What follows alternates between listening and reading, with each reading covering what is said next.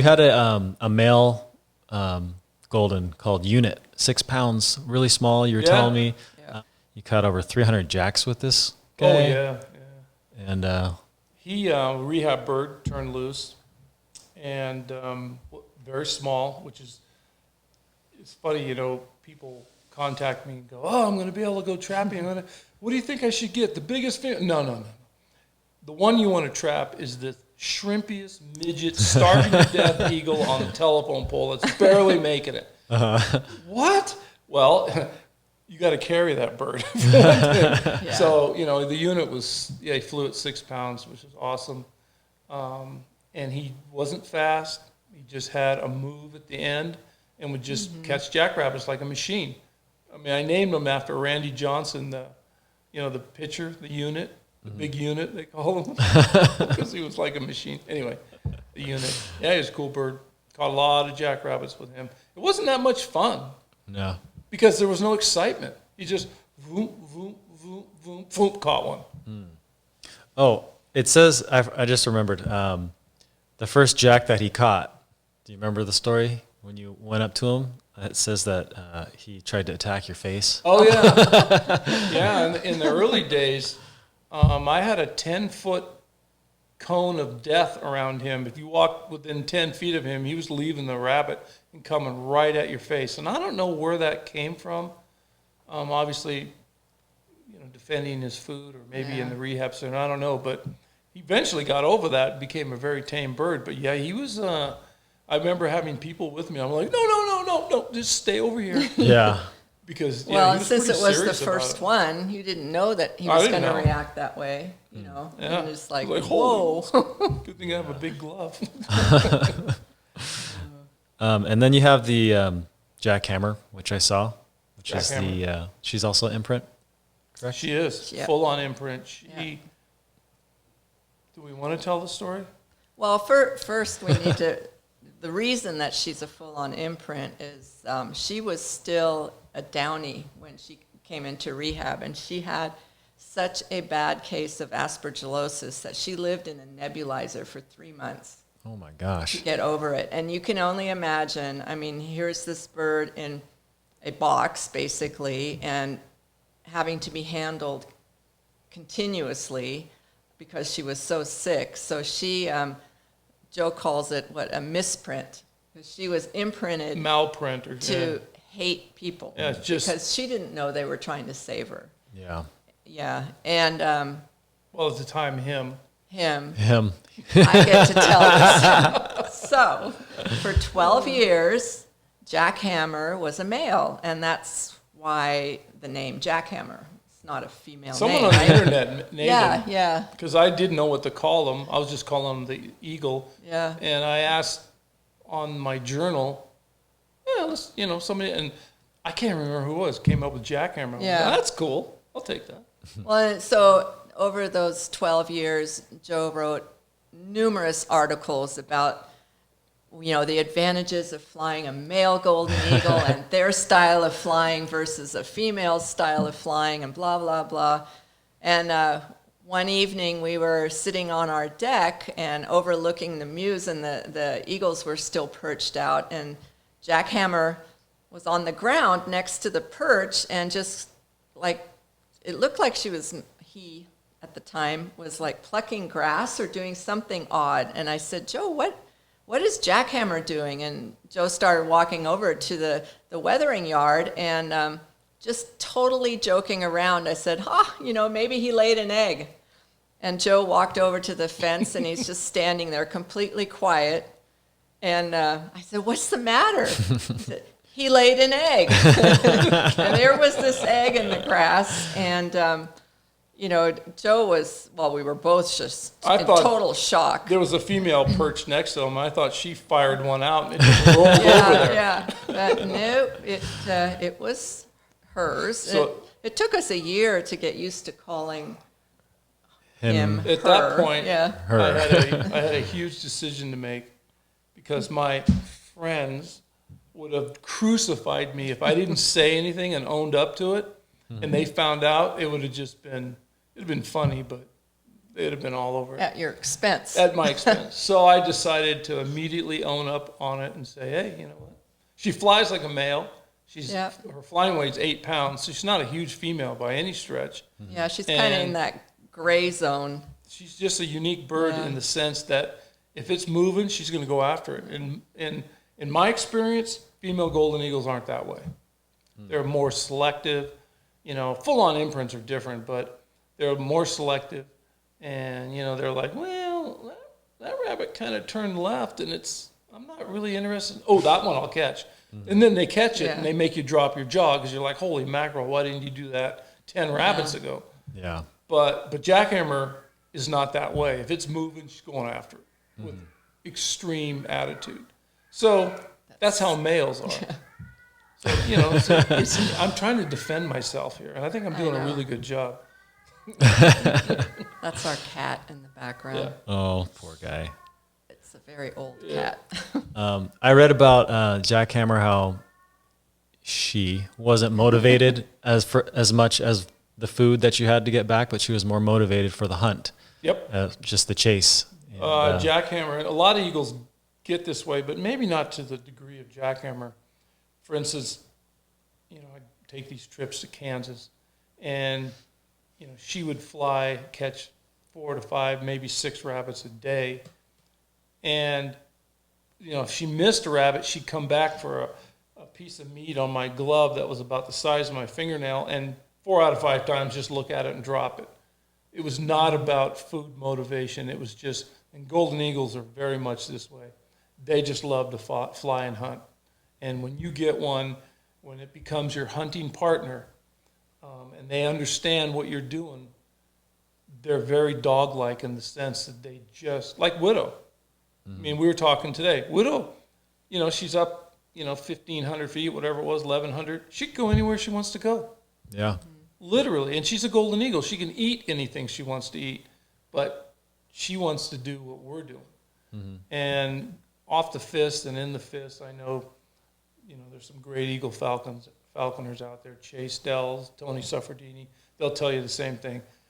They just love to pursue prey. That's what they love to do. It's not about food. You got to get them at flying weight. But after that, like I'll go 3 weeks to Texas and never weigh a bird. Don't have to. Yeah. If they catch something and I fed them 2 quail and they've eaten half a back leg of a jackrabbit, they'll still hunt the next morning. You know, cast up on a jackrabbit they caught and start eating. So they're different kind of bird. I know you fly all types of different birds. How would you say, like, the temperament, or how would you kind of describe their demeanor as opposed to flying a falcon or a red tail or something? Well, of course, like Cordi already said, they're the king of the sky. So their demeanor is different. Golden eagles are very shy, all things considered. But their demeanor is more, they'll intimidate you at some point. You know, I get a lot of people contacting me saying, oh, I'm having some aggression issues. Well, what is your bird doing? Well, it was on my fist and it just spread both wings and slapped me upside the head. Just sending you a little message. Yeah. Ignore it. There's nothing you can do about it. But they, particularly the females are like, hey, you have all the food. I want it. Give it up now. I'm not going to work for it. Well, once they understand what you're doing, that the work involves hunting and flying, then they become okay with it. So, you know, you're not going to have your falcon slap you upside the head, you know, box your ears, if you will. Yeah. 'Cause I've never had one do that. No. So, you know, it's a different, you know, you have to earn their trust. You know, if you run around like an idiot, you're just not going to work. Yeah. You know. So let's see here. She definitely hated people and showed no fear. This isn't on my notes here. And then you had a coyote experience with her. Jackhammer? Yeah. Yeah, I've had a few coyote experiences. The thing about jackhammer is, like, she was a misprint, malprint. And so she became very attached to me.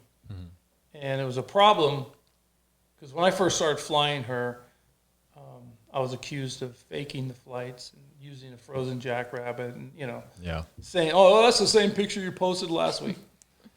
So I started to take more and more people out in the field, and jackhammer is not unusual. It's like goshawks. Was not thrilled about people in the field, but I wanted to go to meets, and I just told Cordi, I said, "This is BS. This bird is too good a hunter. I'm just going to have people in the field. Eventually, she's a pig. She's going to want to start catching rabbits." So, and have everybody on the right side so she could see them, and she would only take rabbits that flushed to the left. And it was this whole process.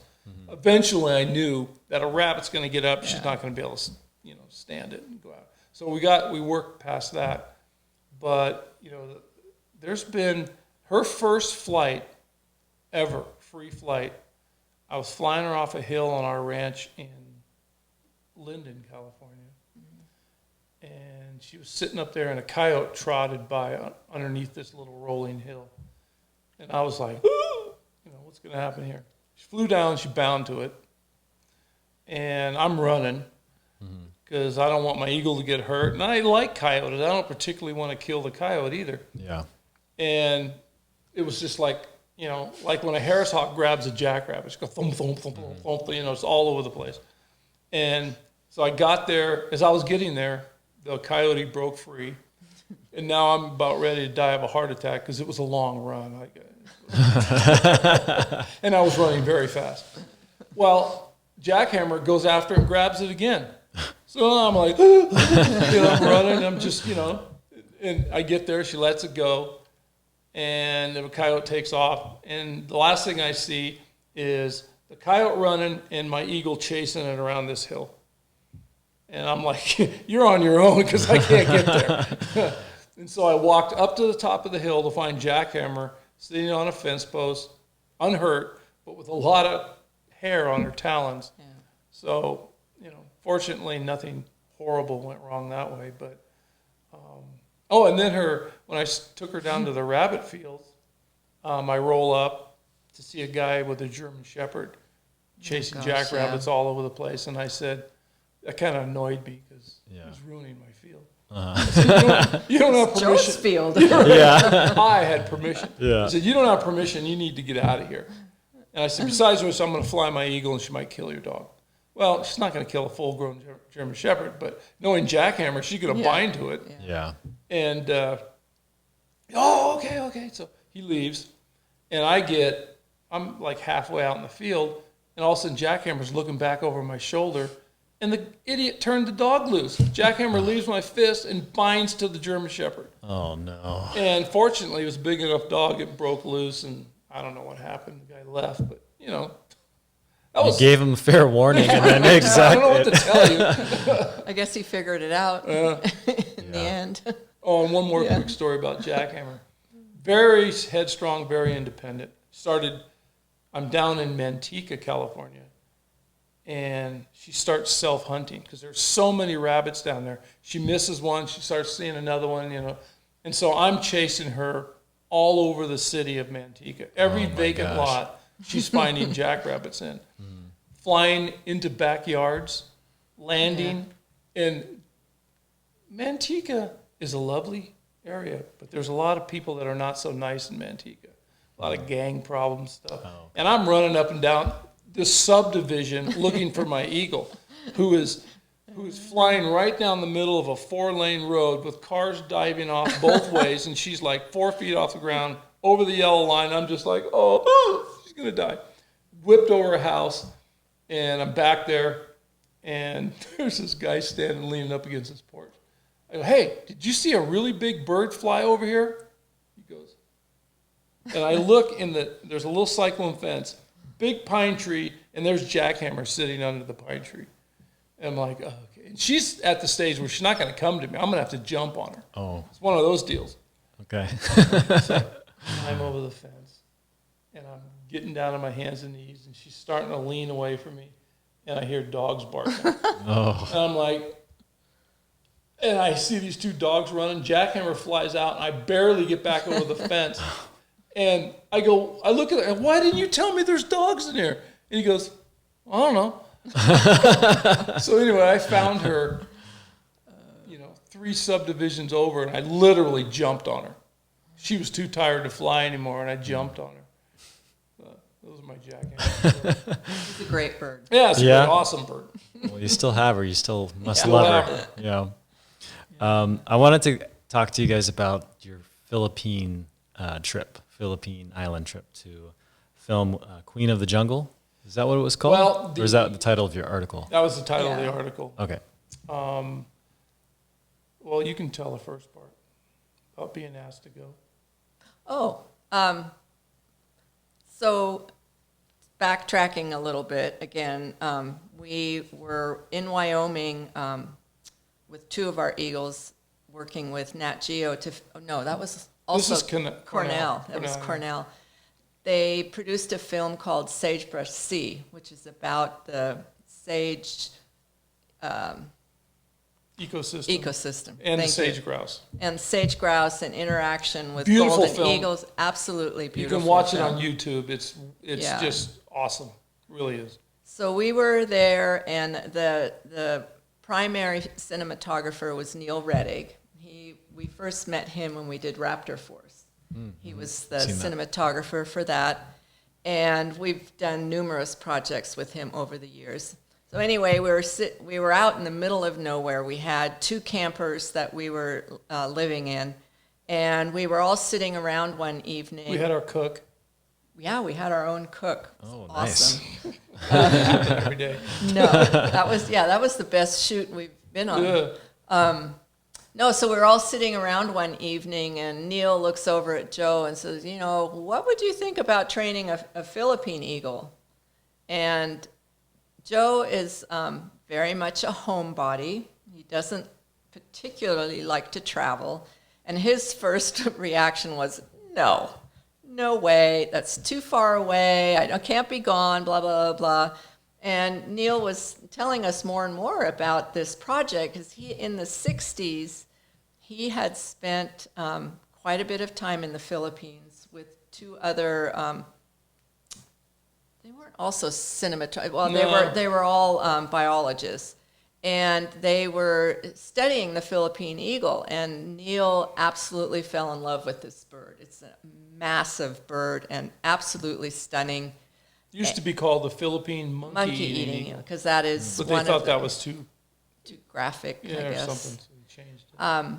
But then, like a couple of decades later, he went back to the Philippines, took his wife, and he was in shock at the decline of the habitat and the dwindling numbers of this bird. So he pitched to Cornell to film a documentary on this bird, have it shown worldwide, bring awareness to it. It is the rarest eagle in the world. There are anywhere from 200 to 300 birds left total. And that Which isn't a lot. includes Yeah. those that are living in the Philippine Eagle Foundation. Anyway, so he pitches this to Joe, and that evening after we all kind of dispersed, I took Neil aside and I said, this sounds amazing. It's too important a project. If this all comes about, Joe will be there. And I didn't know this. so, and then we kind of forgot about it. But it was, I think, over a year later, we get a call. Okay, the Philippine Eagle Project is a go. And Joe's like panicked. Well, the thing, there was like multiple conference calls, and at the beginning, they're like, well, we don't know. There's rebels there. There's this, there's that. We're not Yeah. sure if it's going to work. Plus, we got to get the Philippine Eagle Center to sign off on flying two of their birds, and it's got to go through the president. I mean, there are all Yeah. these things, and I'm like, one roadblock after. I'm thinking, there's no way. I don't have to go. There's It is no way. not going to happen. It wasn't until we had to get all of our travel shots that I knew I was sunk, and I'm on my way to the Philippines. Well, so Joe was going for 7 weeks. That's a long time to be gone. I mean, we've always had a lot of animals, ranches. We were living here, Yeah. so we had more animals than we had ever had. And so the time comes for Joe to go, and I was going to go 2 weeks later after him, because the initial work that he would be doing just to It was just training. yeah. Okay. And he didn't need a second person. So I felt like pinning this little note on Joe's shirt when he, because he's not a good traveler. No. And, if lost, please return to. Landing in Nagasaki, Japan was a little overwhelming. It can be a little intimidating, but he made it. He and Neil met there, and Flew business class. yep. Highly recommend. Nice. Bad thing about business class is you don't want to go back to where Yeah. all the normal people are. It ruins you. Trust me. Yeah. No, it was an amazing experience. When you got there, you were under like a time crunch. I I was was. reading the article. Because they didn't want to send over the entire crew until I was able to train the birds, because they didn't want those guys just sitting around. Yeah. And it went, I think I mentioned this to you earlier, it's not like I could have look in a past NAFA journal or call up Jimmy, my friend, and say, how did you fly your Philippine monkey? Because I'm not sure what's going on here. What weight? You can't, there is nothing. Yeah. I think I'm only the second person to ever train and fly one. There's been another one since. But anyway, it was a lot of guesswork, a lot of speculation. And what I did was, before I even got there, I put the birds on, there was a male and a female on a program to reduce their food intake by about 25%. They're so rare, I was really cognizant of the fact that neither one of these birds is going to die on my watch, So we put them on voriconazole. We did a lot of preventative things. Well, the thing I didn't realize and didn't factor in was the heat. I mean, it's hot there.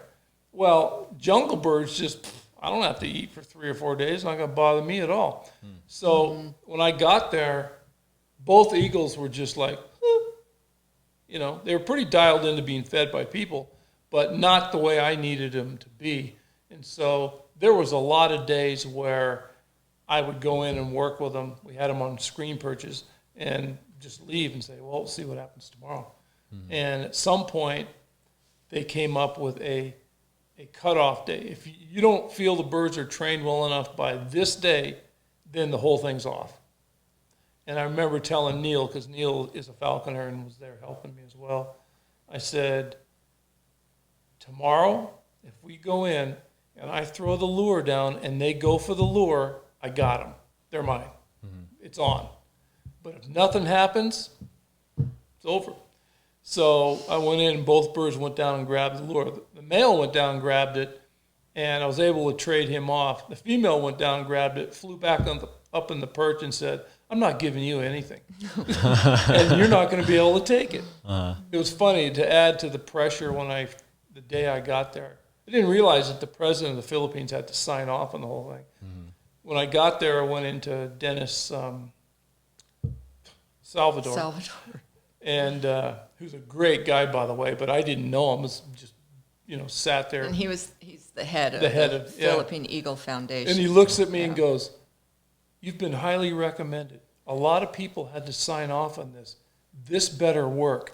And I was like, okay, well, that turns the pressure up just a little bit. In fact, just last year, I think when that article I wrote, Queen of the Jungle, came out, Dennis read it. He loved it, by the way. And he said, did I really say that? Yes, you did. And I will remember that till the day I die, because that was like, oh, my God. But anyway, it was, and then Cordi came over, Cordi and Chrissy. Our daughter came with us. Oh, okay. Yeah. Because I needed, Neil is an experienced falconer, but he's going to be filming. So I needed, people that if something goes wrong, I know I can count on to do certain things. And of course, Cordi and Chrissy, our daughter, are that. Yeah. And so, Well, and by when everything was said and done, we did fly the male loose in the jungle, completely loose, and he would leave Joe's fist, or Joe would be able to put him on a branch in a tree, and I would call him to the lure, and it's like he enjoyed it. He pretty dialed in. Could have flown gosh, that he bird was anywhere. dialed in. And it got to the point where I think we filmed for 5 days in a row at the very end, and every day, like Neil would say, okay, well, I want him to land here. And I would toss the lure right there, and he just came in and got it. I mean, it got Nice. Neil he laid down on Yeah. the ground. We covered him with leaves, and he had the camera, and I threw the lure right behind him so that Imbalog was his name, or Chick 23 as they called him, because he was the 23rd chick born at the foundation. And he flew right over Neil's head and landed on the lure there. I mean, we could do anything with him, and he was completely loose. They had all completely this. free. They had a shot list of stuff they wanted Yeah. to get, and it involved flying down canyons and going all this place, and not having any Philippine Eagle experience. I said, well, we might want to amend that a little bit because I have no idea. Well, as it turns out, I wish we had had another 10 days because we could Yeah. have soared that bird. That bird was so into what we were doing. Yeah. It was really cool. Plus, we realized he was a full-on imprint. Yeah, which they didn't even realize. And that bird had actually been, he was 5 years old when we were there, and for 2 of those years, he had actually lived loose in the wild. Oh. And a huge problem in the Philippines is lack of prey. They only have 3% of their forest left. Wow. 3%. Yeah. And it's, so you can imagine, I mean, everything is down. Prey animals are going extinct. This bird is going extinct. And where was I going? Oh well, he was found on a farm. Oh, right, yeah. Because he was that- eating that- farm animals. Yeah, I don't know what farm animals means. Probably dogs and cats. dogs and cats. I don't think he was eating or maybe cattle or anything. a rooster. Yeah. Oh, okay. But yeah, so, and he was lucky in that the farm he went into was familiar with the Eagle Foundation and called them. Yeah. 'Cause Mostly they get most shot. people would have Oh, yeah. shot him. And that is also still a huge problem there, is just shooting them. So he was back in captivity, and while we were there, like Joe said, we realized he was full on imprint, and they asked our advice about trying to release him again, and we talked them out of that because he would have done the same thing again. Yeah. Yeah. So now He's a semen donor. yeah, he is. He's a semen donor now, which, at least he has a job. He's not just He's sitting employed. there. No, he was such Good a health cool, coverage. yeah, he was such a cool bird. I cried fun. when we left. Yeah. He was Oh. he was amazing. I mean, they both were, but we felt more of a connection with him because we did fly him loose. The female was so aggressive and never really was comfortable with being trained. She just wanted to do things her own way. Yeah. And It's a lot of bird. That it's a female. lot of bird, and we just could not risk turning her loose. Yeah. Because she Imbalog was just, what do you want me to do next? And Well, plus all they this, had a but- monkey island there. Yeah. They had, what is the macaques? Yeah, long-tailed Long- macaques. yeah, and it's an island, and they just live in there with they don't neuter them or anything. I mean, it's an actual colony, Yeah. and it's really cool. They have massive trees. It's about as close to living in the wild as you can. Yeah. All And- ages, Yeah. But that was within eyesight of where this female Philippine Eagle was. We were going to fly, and I said, she's going to go down there and kill a monkey. And, Yeah. and Dennis is like, cool, I'd like to see that. I go, yeah, but I'm the one that has to go in there Yeah. and trade her off, and I'm not going on Monkey Island. Monkey Island. That would have been a mess. But it was the thrill of a lifetime for us. And I think, because to me, the Philippine Eagle, the monkey-eating eagle, was always something I saw in my grainy kind of bird books, and you'd see this kind of old picture of one doing something, and it looked like an alien from a different planet. And Yeah. until this last year, there had not been one single Philippine eagle released from the Philippines. They are not in any zoo. The only way that you're going to see a live bird is to go to the Philippines. Now, this last year, the Philippine government reached an agreement with Singapore, and Yeah, the pair's there is now a pair living in the Singapore Zoo, which is a good thing because the entire captive breeding population in the Philippines is in one location. And So if a typhoon or something blows through, they already Oh, had man. to move it once because a typhoon blew through and blew down trees, killed one of their male in a mating pair. So you run this huge risk of destroying that population, and also at that time they didn't know how many wild nests there still were. They're finding more, but still, very low numbers of birds. And so they finally released a pair out of the country. So, which is a good thing. Yeah, that's great. Which is a good thing. And, there were a lot of factors, but one was a suitable climate, because they are a jungle bird. San Diego, for years, tried to get a pair, and I think that could probably work, but even there, you don't have that humidity. And It's toasty over there. Well, and there are over 7,000 islands in the Philippines, and the birds have always only lived on 4 of those islands. Really? Yeah, it's amazing. So Yeah. they're I don't see why they very- couldn't yeah. introduce them to the other islands. Well, Yeah. but then you're probably also displacing another species. That's okay. There's a lot of things to think about. It's over our pay scale. Yeah. I was reading that you had, because of their stance is so wide, you had to adjust your glove because Yeah. of the grip Yes. from the. If you can imagine holding a bird that has, one foot is on your wrist and the other foot is in the crook of your elbow, and it has the ability to look all the way across and look into your stocking vest at what food you're pulling out, is a little intimidating. I couldn't hood the bird because you can't, because the head's up here. And, how do you get your teeth up there to close the hood? You can't. It just became so problematic. So I worked with them without the hood, which worked out fine. But Joe had to cut off part of another glove and wear that up on his upper arm. Yeah, because they have such long legs. Not the female, the male. So the female would be worse. Was squeezing my arm so bad through the glove, and I have a good eagle glove, Mike's Falconry, by the way. It was causing my arm to ooze because it was swelling up, pinching the skin like this. And so Cordy wrapped me with Coban to keep that from happening, which was and this was early when you first got there. I go, look at my arm. I don't think it.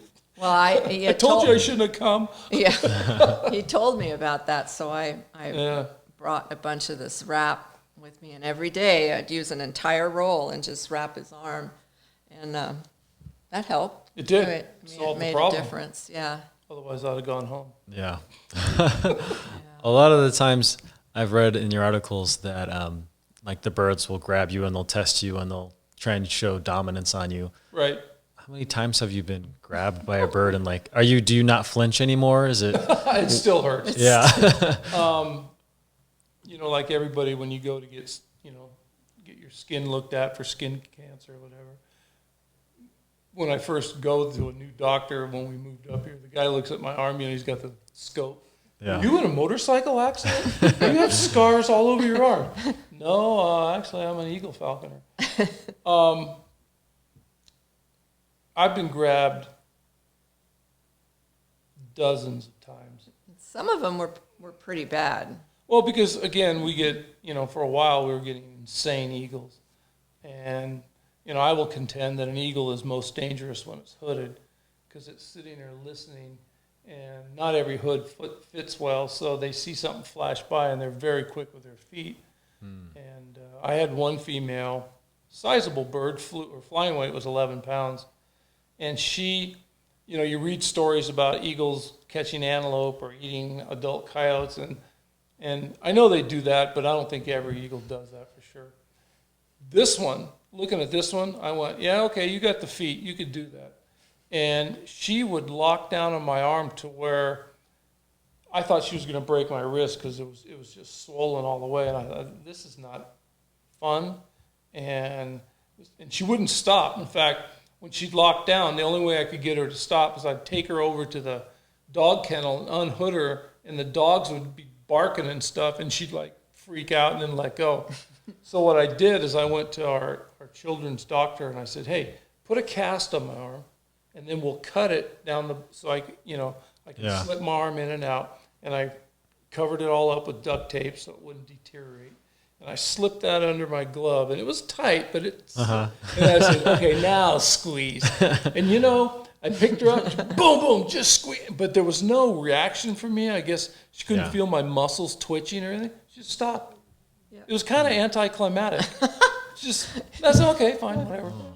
She wasn't getting the reaction she wanted. No. Yeah. So it wasn't fun anymore, for her. Wow, that's interesting. I wanted to talk about you guys working with TV so often and looking back at all of the stuff that you filmed, and I'm sure there were enjoyable moments and ups and downs, and just kind of an overall view of what your experiences were trying to film for National Geographic or Nat Geo. And yeah, we've worked for a lot of them.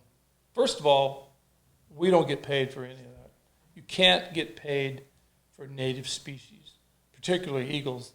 Fish and Wildlife tends to get a little upset about eagles. You can recover your costs, gas, food, and all that. But when it comes to the eagle part, you cannot charge for a golden eagle. So in all the dozens and dozens of stuff we've done, never been paid. No. So nothing under the table. Nothing. No, we've been and we've always gotten prior permission. So we've been very diligent about that, so that there's no question, because we've done a lot, and there are a lot of people that think that we're just, making bank off of what we do, but we do it, I think, because it's fun. It's fun to see the end product, but it's also, I think, we have input into what the eagle's doing on camera to make sure that it's not some stupid, let's put him in a Halloween outfit, or, you can't do that. And plus, that's one of the requirements. I mean, Fish and Wildlife says the eagle can only do naturally occurring behaviors. Yeah. So, And most of probably all of the projects we've worked on are all based on education and conservation. So for us, that's enough reason to do it. Yeah. And we've turned down a lot of stuff. Yeah, we have. Is there anyone that you wouldn't work with again? Like you had a bad experience working with someone? Certain. I wouldn't say a bad experience. Some of them have been kind of a pain in the neck. We've been fortunate that we've worked with great cinematographers. The one we've worked with the most is Neil.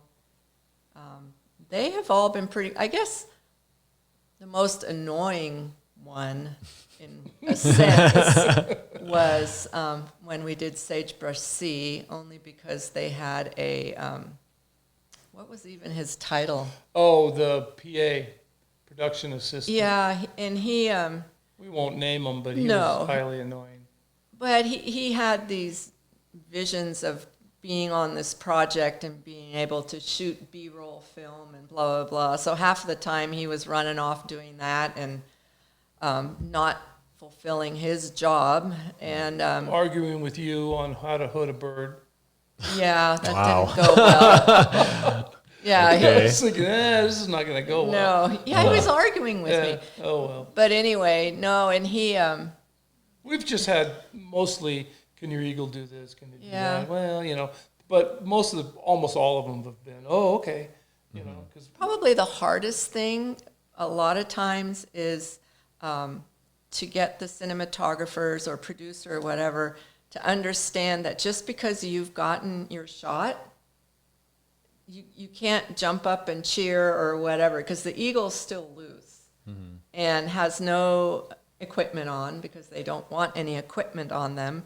And Joe still has to go pick up the bird, and that was this one guy, same guy on this one project. He would just leap in the air and Well, because Yeah, because what happens is eagles, at least ours, most of them, most golden eagles, are pretty shy, like I already said, and you don't want to attract their attention to the camera Yeah. or to strange people. So, when the shot is done, just, chill. Let me get the bird. Let me reward the bird. Don't Let me talk. get the hood on. Yeah. And then everything's fine. But if you start, flopping around and moving cameras, our eagles are pretty much veterans in that. But in the early days, it was a big deal. Well, even now, if there was something really sudden or Yeah. loud, they'd be Yeah. gone, Yeah. and a lot of people don't realize that, and you kind of have to explain it. And We were doing some Nat Geo shoot in Kansas, and Chrissy came out with us. And Cordy had to go home, and Chrissy came out and was staying with me and helping me with the eagles. And jackhammer, they always want no jesses or cuffs. And so eagles are funny, particularly ones that are experienced at hawking off the fist. If they think that this field's not going to produce, they're going to go to another field. I mean, you can pick them up and go there with them, but a bird that you have no control over, jackhammer's getting bored in this field, but it had the perfect scene they wanted. Yeah. And so I kept bringing them back, and I'd flush a rabbit once in a while, but then jackhammer just went, and the director or the producer asked Chrissy, "What's happening now?" And Chrissy looked at him and said, "Your day's over."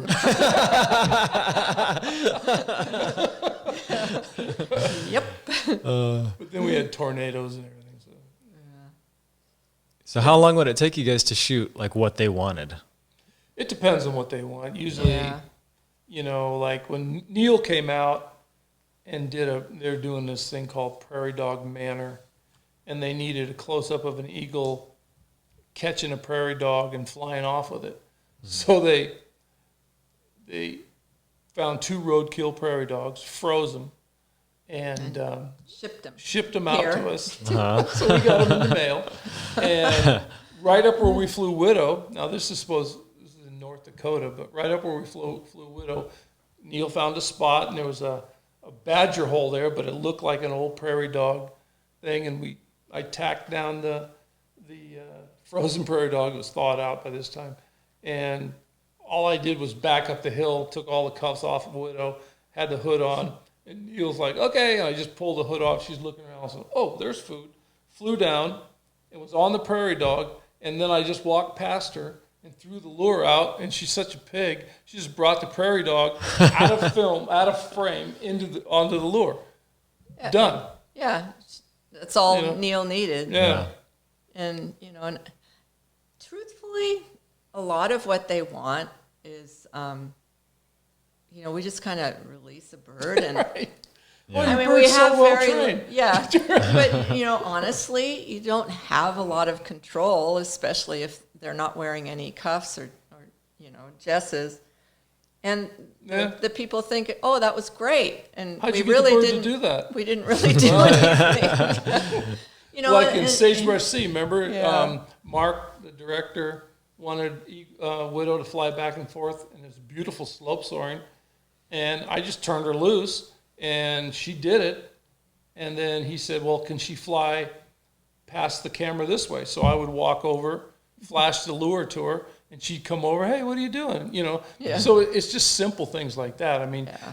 our birds are not trained actors in the sense that they're gonna, go pick up a Pepsi bottle and fly. They don't do that. Yeah. They act like wild eagles. Yeah. So it's a lot easier, than just. Well, and then some things they want a bird just fly from point A to point B. So Joe's at one end, and I'm at the other, and they just, Yeah.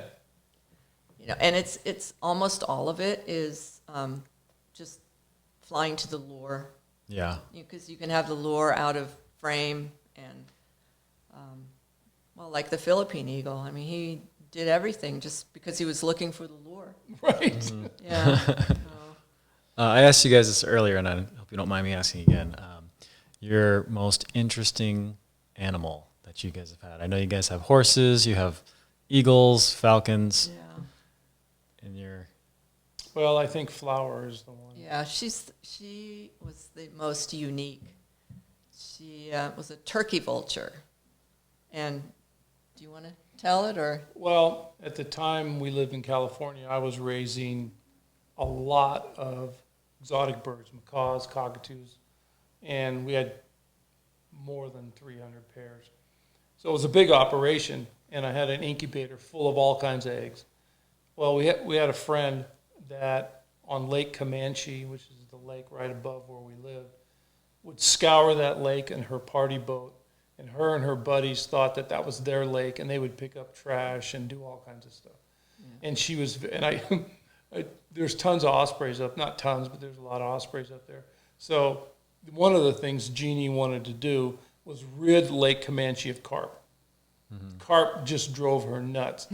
And so she would chum them with dog food and then gaff them. Okay. You know, normal practice. Yeah. I said, well, what are you doing with the gaffed ones? She goes, we just put them in a bucket and throw them. I said, throw them back out for the ospreys. You know, if it's still flopping around on the surface, they'll come get it. So they started doing that. They thought it was the greatest. So anyway, we kind of built this relationship. And they'd come by and tell us their exploit. Well, Lake Comanche was very low one year, and there's a lot of turkey vultures up there. And this one pair had nested in this crack. It's all sandstone down in this crack. Well, they were raising the level of the Yeah, it was lake. right in the bank of the lake that on normal years would have been hidden by water. Right. Okay. So Yeah. this year the water level was so low that they found this hole, and that's where they chose to nest. And Jeannie and her friend saw the turkey vulture go in there, crawled up in there and peered in and saw 2 eggs. Clearly, they were going to get flooded out within days. And so they came running to us in a panic. Wanted to take the eggs and wanted us to put them in the incubator. And I said, Jeannie, I've got like 15 grand worth of parrot egg. I'm not going to put in a turkey vulture egg. I'm sorry. So this is the best we can do. If they hatch, we'll come get the babies. We'll send them. We know a rehabber we can send them to. And I thought, that's it. I'll never get on. Well, sure enough, here they come. Oh my God, the babies have hatched. And they had just hatched. They still had the egg tooth on them. And so they take us up there in their party boat. It's really stupid on our part because Lake Comanche is covered with rattlesnakes. With rising water, snakes are going to be displaced. They're going to go in all kinds of places like that nest. Well, I never even thought of that. So anyway, I had to get on my belly and crawl down. And sandstones can collapse at any moment. There's a lot of stupid things about this thing that I never considered. Well, and it was way down there. I'm in there as far as I can be, and then it was getting too tight for me. So they hand me their gaff, and there's these 2 little turkey vultures down there. And Cordy crawls in over top of me because I'm going to hand her the babies because I can't do anything. I'm kind of, the space is too tight. I start rolling the first one. And if you know anything about turkey vultures, even if you catch an adult, first thing you do is throw up. And it looks like guacamole. It stinks. I mean, the gag reflex is immediate. Well, these babies were being fed rotten carp. The carp. The carp, yeah. That had been gaffed. So that's coming back to bite us. Yeah. So anyway, I'm rolling the little guy as gently as I can. And I pick him up, and he's doing this, and he's kneading his crop, and he's getting ready to puke. And I'm recognizing this behavior. So what does he do? I hand it to Cordy. Hands it back to me. And I hear Cordy go, God, it stinks. So we got them both out. I talked the rehabbers in because we were marshaled under their license. Let us raise one, and they could raise one. Well, theirs perished because apparently they didn't read the books, and turkey vultures need a lot of water in their diet anyway. So we raised Flower and just left her loose around the property. Mm-hmm. And she'd come visit us when we'd eat outside and bite me in the leg and bite everybody. Well, she would get right on the table outside and sift through the food on your plate. And if we yelled at her, and shoot her away, she would get all red in the face. She was mad, and she would fly about 10 feet away and just stand there with her back to you and And If you walked And up, tried to Yeah. walk around her, she'd yeah, just keep no, turning just her keep back. Nope, I turning don't her have back. anything to do with you. I'm not talking to you. And Well, the thing that's interesting, there's a lot of interesting things about turkey vultures, but they can poop on their individual feet, which I didn't realize. I was holding her one day, and she went pooped on this leg, and it ran down on her feet. A little Well, while and they later, do it- she pooped on the other leg. I thought that's They do that to cool down or something? yeah, cool down, and also the acid of the poop protects their feet a little bit from being on yucky carcasses. Oh, interesting. Yeah. No, they're a funny bird. But my first thought was, oh, this is cool. I can feed her all the scraps from the raptors. I had falcons and eagles. I got pigeon wings and stuff. Nope. She would go through them all, pick them up. And if they were very light and had no weight to them, dried out. Yeah. Oh, No. She gosh. wanted. She was very particular. I tried to fly her and train her, and that didn't go over well. She didn't buy that. But yeah, one day she just, there was a lot of turkey vultures around there, and you'd see her soaring with them, and then she just kind of didn't come back one day. We had her for like We had her a couple of years. yeah. Yeah. Yeah. She was Flower. cool. Flower. And before she actually ended up coming back with a mate, Yeah. and that was Well, yeah, a turkey vulture was falling. well, yeah, we assume it was a mate. We hopefully. choose to believe that. Yes. She was probably giving it the cold shoulder, Yeah. making her Males chase go, him. what's the matter with this bird? But she used to, before the end there, when she, finally left for good, she would fly with this whole group of turkey vultures, and she would kind of dip down lower, over our Yeah. house, and you could call her, and she'd look down at you, and Circle down. Yeah, no, there was she- always 50 or more she, turkey vultures hanging around. she Funny. had so much personality and was so smart. They're so smart. Yeah. What is sorry to cut you off. What is your guys' favorite birds, both of you, that you've had in your career? If you had to pick. Boy, Of any bird, Mm-hmm. not It doesn't have to be your bird. It could be any bird. It could be something you trained, someone else's. I still like citizens. Galahs, rose-breasted cockatoo. Yeah, I was going to say a galah. We have a friend over in Bend. They have 2 of them flying free. Yeah, if I was to, at this point, have a bird in the house or, as a pet, I would have a galah, a rose-breasted cockatoo. They're a pretty cool bird. They're, Pepto-Bismol pink. yeah. Yeah? Oh, yeah. Pink. You gotta look. and You don't. they're You gotta get so- out in the world, man. Come on. I don't know all the birds. I'm not an Atkinson. It's an Australian cockatoo, and Yeah. they're gorgeous. They really. We They're raised gorgeous, them. and They're they beautiful. have just the sweetest temperament. They like to be scratched and cuddled. And, They're like a giant cockatiel. yeah. Okay. Yeah. Physically, they look the same, but anyway, But that would be way up on my. yeah, list. that was the one I thought of. You guys don't have enough room here for one more bird, or Well, no. We're how many kinda- acres you on again? Oh shoot, we have so many animals to take care of already. yeah, the no, thing about- someday I'd like to have one. Having one, yeah, I'd like to free fly it because they do that, naturally. But the goshawks might have a little something to say Yeah. about that. We get a lot of Oh. goshawks through here. Yeah, they cull our pigeon population every year. A lot of pressure on the pigeons. Yeah. No, and another, an African gray parrot, because they can talk so well. When Joe was raising all of those citizens, there we had an African gray, and wasn't there a double yellowhead that mimicked Joe? Yeah. Well, it mimicked anything that they heard consistently.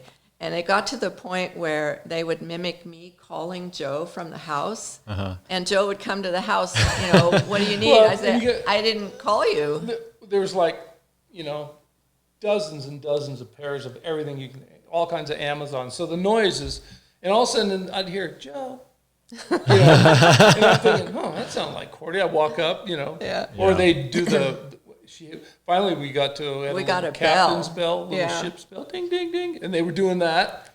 They were would calling the They called dogs. the dogs. It was pretty fun. We had a smooth coat fox terrier, Rascal, Yep. and they drove him nuts. Yep. They'd whistle like me. And Rascal was just like, okay, where is he? Where is he? Poor guy. So they were a lot of fun. Yeah. I have one more question for you. We'll wrap up. Okay. You guys have pretty much lived most of your life in falconry. What does falconry mean to you, and what do you get from it? Why don't you go first? I think for me, I'm not a hunter. My work, what I've done with falconry has been primarily the rehab, because I get such satisfaction about knowing that I've given a bird, golden eagle, a better chance to survive. But I think for me, it's just going out into the country, being out in nature. You see the lizards, you see the horned lizards, you see snakes, antelope, just being out there interacting with wildlife and nature, and watching these birds' behavior, to me, is amazing. I mean, we still learn new things about their behavior. And, for us, especially going back to that first eagle we had, it's been a learning process for us as well, doing the work that we do. And I think the way it has all evolved and the knowledge that we have gained just by observing is something that even a falconer that's just hunting with a bird doesn't see as much, I think, as we do when we're sitting out on a hillside with a young bird, and you can sit there for a couple of hours and watch it trying to fly and catch a thermal and all. And I think for me, it's that interaction that, that's the most enjoyable for me in falconry. Well, one of the things that I enjoy about falconry is through my entire life, I've always been around birds, had birds, and I just simply like to watch birds fly. I never get tired of that. I also, I hunt sage grouse with long wings, jeers, and hybrids. It's the whole experience about, bringing it all together, like you saw today. The dogs are doing their job, the eagle's doing their job. That is a beautiful thing to me. Looking for sage grouse is 50% of the fun. Watching your dog work, getting that flight. I mean, to me, that's a big part of it, and being out in nature. And I think young falconers have to understand that, one of the problems in the U.S. is we think everything's unlimited. We've got unlimited ground, we've got unlimited game, but we really don't. I mean, I know that there's a very sharp decline in a lot of areas of jackrabbits, as an example. And so I believe that falconers need to be the stewards of wildlife. We need to look out for each other. If you see some guy doing something stupid with a falcon or a raptor, whatever it is, I think the falconry community needs to say, you know what, that's not cool. That's not the message. Falconry is it's not a right. It's a pleasure to be taken away, And so, when you combine all of that, I hope that people, new falconers, understand that it's the experience, like Cordi was saying, seeing raptors pursue game and all of the difficulties that a particular bird has to go through just to be successful to catch something to eat. That's, those are the things that very few people get to see. We know biologists that have come out with us and said, I just saw an eagle or a falcon catch something, and I've been a biologist my whole life. I've never seen that. So the falconry community has a window into the lives of these raptors that very few people get to experience. And I don't think that's something you need to take lightly. I think it's very important, to walk into the field and strive to fly your bird at the highest level. You may not catch something, but that's okay. The goal is to fly, have a great flying bird and great game to hunt. And have respect for the land Yeah. that you're on. And respect for the other wildlife that's there. It's not about slaughtering stuff. no. It just isn't. And I get very annoyed when people, I want to go kill a bunch of stuff with my bird. No. You're going out to have a beautiful experience. Take that for what it is. It's not about how many you can put in the bag. I Yeah. kind of got off topic. That's okay. That's what I feel. Yeah. You know. Yeah. Well, that's good. I really appreciate you guys coming. If you guys want to see more about Joe Atkinson and his wife, you can go to Joe Atkinson's eaglejournal.com. He has DVDs, and I'll also put a list of the videos that were filmed with his raptors, so you guys can check those out too. And yeah, we got a lot of great information here about things I never knew about eagles and what was Flower again? She was Turkey vulture. Turkey vulture Yeah. behavior. Yeah, know nothing of that. Something else. Yeah. Well, we appreciate you coming out here. It's been a Yes. lot of fun. Great. Do it again. Well, thanks. I appreciate it. Yeah. Well, that's it. We're all done. All right. Sweet. Wasn't too painful, right? No. All right.